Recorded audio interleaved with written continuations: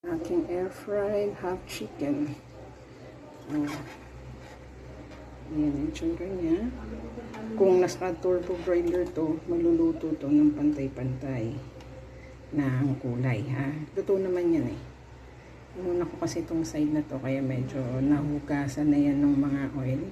Layan kasi yung sauce, saka yung olive oil na sa silicone, rubber yung silicone na ginagamit ko nandoon. So, nawawash out yung pinakakulay niya.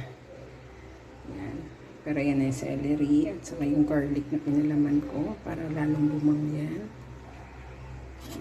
Ready to chop na tayo. Ayan, ang ganda ng kulay dito. Pero okay na rin yan. Ayan. Mainit pa kaya hindi ko pa ma-chop eh. Ang juicy oh. Giniyak ko pa lang yun. Ikot natin. Ayan. Kailangan dalawang kamay. Mahirap kasi magkumuha ng video. At the same time, ikaw gagawa lahat. Ayan. Oh. Yung kalahati muna ang ating kakainin. Yung another half mamaya ko na i-chop. Pero ayan o, juicy at soft siya.